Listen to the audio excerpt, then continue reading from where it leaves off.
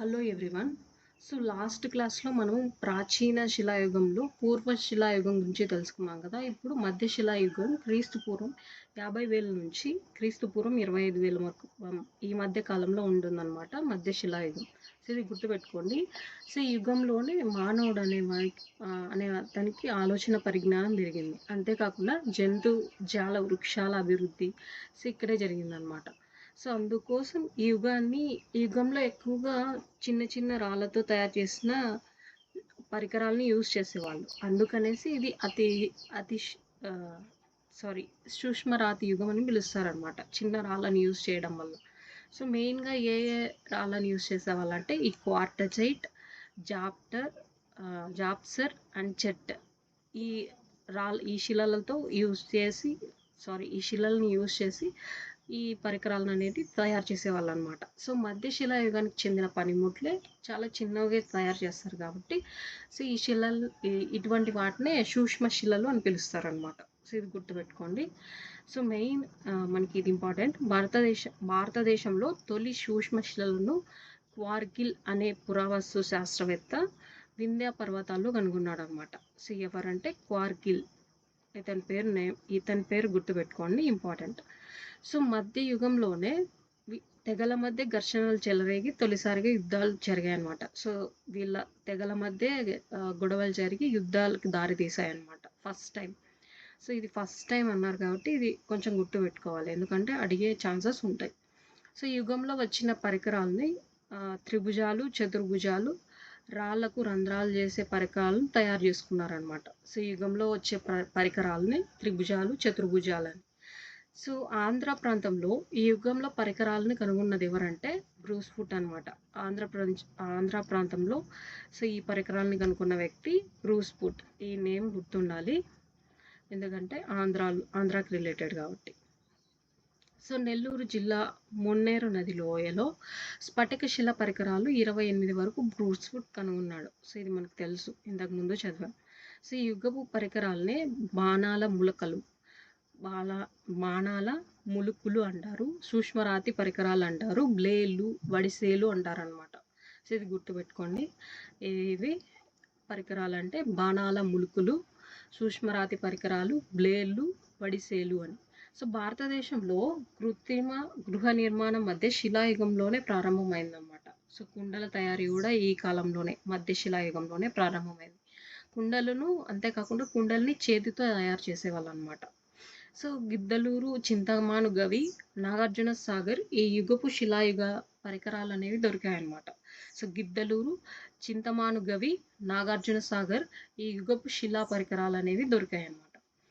So పశుపోషణ కూడా ఈ యుగంలోనే స్టార్ట్ అయింది. అంతేకాకుండా గొర్రెలు, మేకలు, ఆవుల్ని కూడా వీళ్ళు పెంచారనమాట, అంటే పోషించారు. సో వీళ్ళ చిత్రలేఖనం ఎలా ఉంటుందంటే ఆంధ్ర ప్రాంతంలో శిలా చిత్రలేఖనాలు మధ్యయుగ శిలాకాలం నుండే ప్రారంభమయ్యాయి. సో ఈ మధ్యశిలా యుగం నుంచే ఈ చిత్రలేఖనం అనేది స్టార్ట్ అయిందనమాట. చిత్రలేఖనం లభించిన ప్రాంతాలు వచ్చేసి బొర్రా గుహలు అల్లూరి సీతారామరాజు జిల్లా, కేతవరం గుహలు కర్నూలులో ఉన్నాయన్నమాట. సో ఈ రెండు ఇంపార్టెంట్. బొర్రా గుహలు చిత్రలేఖనం మధ్యశిలాయుగ కాలంలో ఎక్కడ లభించాయి అనేసి ఈ ప్రాంతాల నేమ్స్ అడుగుతారు మనకి, ఇవి ఇంపార్టెంట్.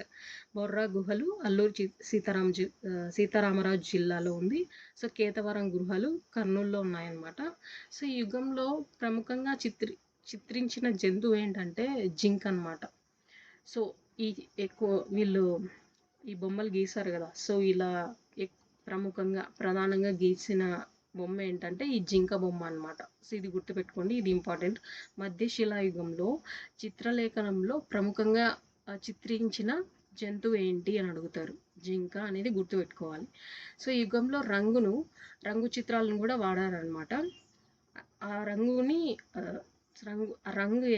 ఎటువంటి రంగు అంటే ఎరుపు రంగు. సో ఈ యుగంలో చిత్రించిన జంతువులు ఏంటంటే జింక, నక్క, తాబేలు, కుందేలు అనమాట. జింక, నక్క, తాబేలు, కుందేలు. సో ఈ నేమ్స్ ఇంపార్టెంట్.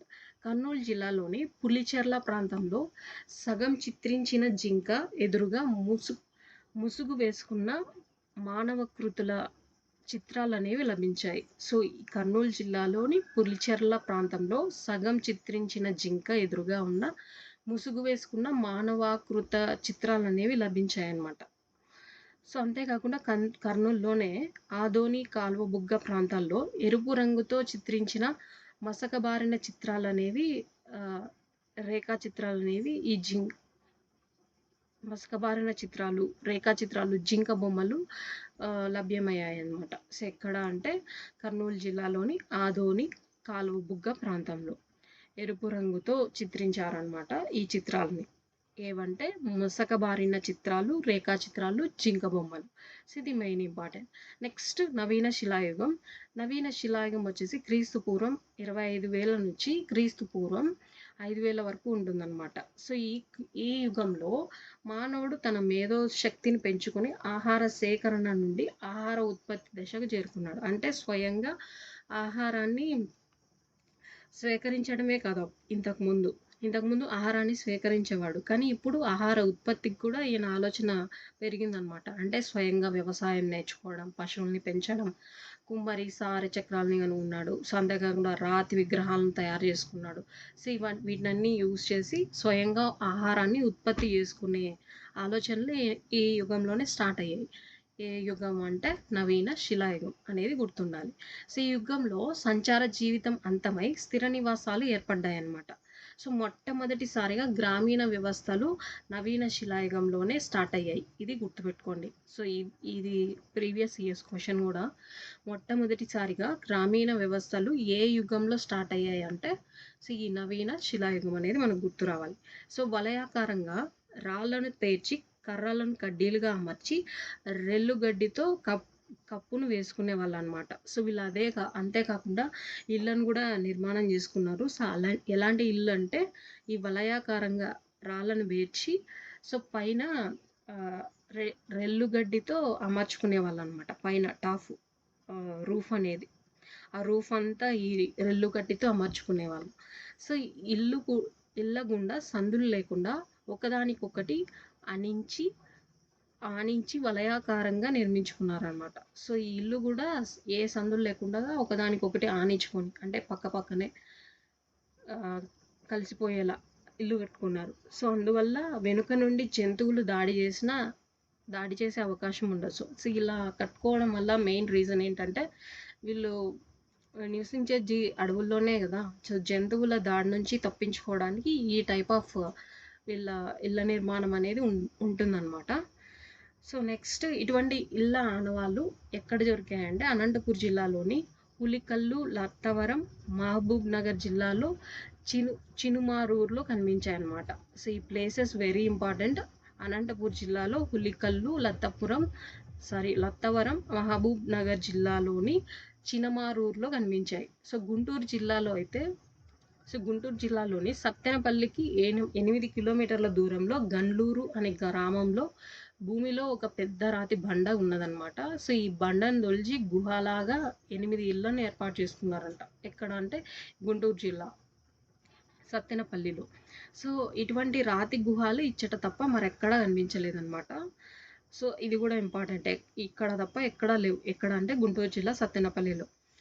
సో ఇంటి మధ్యలో కుండలలో శిశు కళేబరాన్ని పెట్టి సమాధి చేసేవాళ్ళు అనమాట నవీన శిలాయుగంలోనే.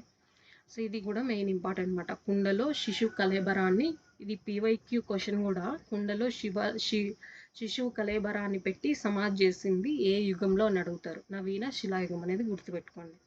సో ఇళ్లలో సమాధి చేసే ఆచారం ఆనాడు ఉన్నదని భావించారనమాట. సో ఇళ్లలో సమాధి చేసే ఆచారం ఉంది. సో అంతేకాకుండా ఈ బ్రూస్ ఫుట్ అనంతపూర్ జిల్లాలో 25 జనావాసాలని కనుగొన్నాడు అనమాట. సో ఈ యుగాన్ని గార్డెన్ చెల్ నాగరిక విప్లవంగా పేర్కొన్నాడు. సో ఈ శిలాయుగం కాలంలోనే మానవుడు వ్యవసాయం అనేది కూడా నేర్చుకున్నాడు అనమాట. వ్యవసాయ క్షేత్రాలు అనంతపూర్ జిల్లాలో పాలరాయి, లత్తవరం, కర్నూలు జిల్లాలో అయితే బేతంచెర్లలో కనిపించాయి. సో ఇది మెయిన్ ఇంపార్టెంట్. సో నెక్స్ట్ వచ్చేసి బండి చక్రాన్ని కనుగొన్నారు. సో ఈ బండ్లను తయారు చేసుకున్నారు కూడా. సో వ్యవసాయానికి వ్యవసాయం చేయడానికి పశువులు అవసరమయ్యాయి వీళ్ళకి, కనుక పశువుల్ని కూడా పోషించారు. సో ఈ యుగంలో పండించిన పంటలు ఏంటంటే మెయిన్ రాగులు, ఉలవలు, జొన్నలు. సో నవీన శిలాయుగంలో పండించిన పంటలు ఏంటంటే రాగులు, ఉలవలు, జొన్నలు. సో ఇది ఇంపార్టెంట్, ఇది కూడా గుర్తుపెట్టుకోండి. సో కర్నూలు జిల్లాలోని రామాపురంలోని బార్లీ మినుములను నవీన శిలాయుగంలో ఎక్కువగా పండించారనమాట. బార్లీ మినుములను నవీన శిలాయుగంలో ఎక్కువగా పండించారు. సో పాలవాయి అనంతపూర్లో లభించిన బూడిద కుప్పలు పశువుల పేడను కాల్చడం వల్ల ఏర్పడినాయని చరిత్రకారులు నిర్ధారించారు.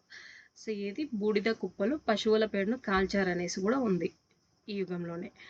సో ఆనాటి ప్రజలు వ్యవసాయం, పశుపోషణ పైనే ఆధారపడ్డారనమాట మెయిన్గా.